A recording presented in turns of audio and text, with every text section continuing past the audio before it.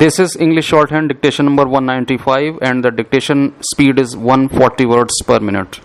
Ready? Start. Sir, the debate on the motion that has been going on for the last 2 or 3 days reveals that there are two definite points of view presented by the members of this House.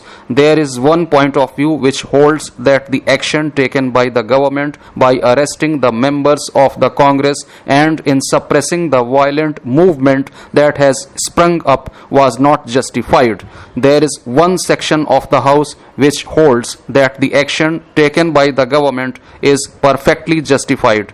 In a situation like this, it might be well for the government to say that it is unnecessary for them to intervene in this debate for the simple reason that one side of the House cancels the other. But it seems to me that it would not be proper for government members and particularly the Indian members of the Executive Council to allow this matter to rest there.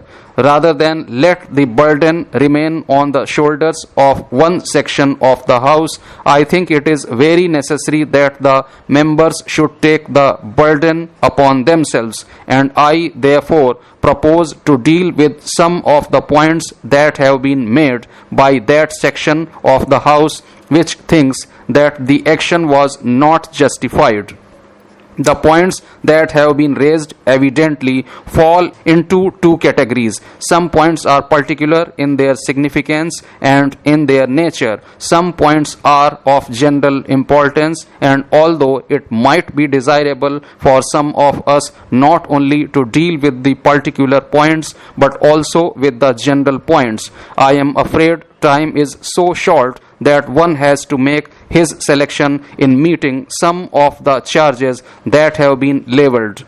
I therefore propose to offer my remarks only on two charges which have been leveled by the party opposed against the government. Sir, the critics of the government have said that the government were not justified in arresting the members of the Congress. If I understand the argument correctly, the argument seems to be that the Congress is a body which believes in non-violence, and that if the Congress had been allowed to be free, they certainly would have controlled the situation in such a manner that they would have prevented violence from emerging. It seems to me that the members who take that line have not correctly read what has happened to the Congress and the members of the working committee during the last 2 years with regard to the principle of non-violence. Sir, as I read the proceedings of the Congress during the last 2 or 3 years,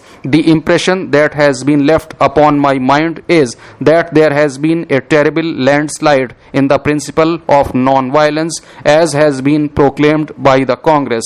The non-violence has been deeply buried. I have no hesitation on that point at all.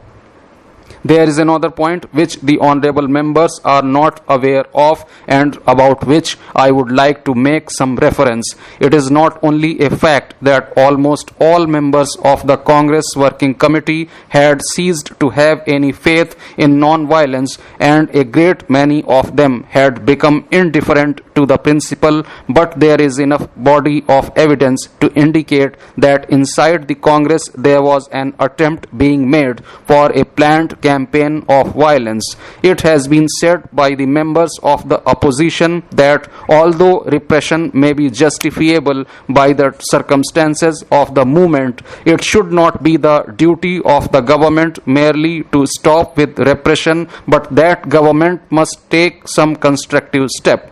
When one begins to examine the constructive steps to which reference has been made from different sections of the House, one cannot but be surprised at the bewildering medley of suggestions that have been made. I therefore pick upon only one which appears to me something definite and something which you can put your teeth in and examine. The suggestion has been made that the government of the day should be recast, refashioned and should work as a national government. Now, in order that I may be able to present to the House the point of view which I am urging with regard to this suggestion, it would be better if I begin by stating what the present government is, what its nature is. As honorable members are aware, Section 33 of the Government of India Act says that the superintendence, direction and control of the civil and military government of India is vested in the Governor General in Council. I am a bit of a constitutional lawyer. I do not claim to be an expert, but I do claim to be a student. I have examined this Section 33 and compared it with the constitutions that exist elsewhere. When I take as a measure the wishes of the Indian people as to the nature of the government they want, I have no hesitation in saying that this Section 33 provides a government which has two characteristics which are of infinite importance. The one characteristic which this government has got is that it excludes autocracy completely. The second characteristic which this government has got is that it imposes collective responsibility, a matter which is so much after the heart of the Indian people. The position is that every member of the Executive Council is a colleague of the Governor General. That fact can never be forgotten and ought never to be forgotten. If Indians are wanting a government which is democratic, which excludes autocracy and which by law imposes upon those who are in charge of the administration a collective responsibility, then my submission to the House is that you cannot devise a better form of government than the one we have. I know it has been said against this government that although that may be so, this government is subject to the veto of the Viceroy and of the Secretary of State. I call it veto. You can call it orders. I would like to use a constitutional phrase as I am a constitutional man. What I said is that this government is not a free government. It is a government that is subject to the veto of the Viceroy. It is also subject to the veto of the Secretary of State. With regard to the veto of the Viceroy, I would like to point out that the veto is confined to matters which relate to the safety and tranquility of India. It is not a general veto. It is not a veto which applies to the day-to-day administration of the country. I am perfectly prepared to admit that there is a veto and that the veto exists. My question to the honorable members who are so much disturbed by the veto is what the significance of the veto is. What does the veto mean? Let me state it in the most categorical terms because I find there is a lot of confusion in the minds of many honorable members who wish to talk about the constitutional question. What is the difference between an autocratic government and a responsible government? What is the difference that exists in Germany under Hitler and the government that exists in Great Britain?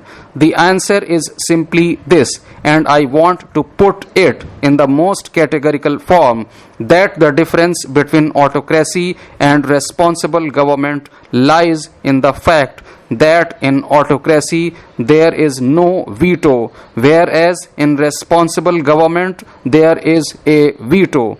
That is the simple fact about it. Let all those who want to understand the Constitution and who want to frame constitutions bear that fact in mind. Sir, the only question, the only quarrel that can arise is where should the veto lie? Should it lie with the Secretary of State? Should it lie with the Viceroy? Or should it lie at any other place or in some other organization? That can be the only point of quarrel. As to the existence of the veto, I submit that there can be no quarrel among those who believe in responsibility, among those who believe in democratic government.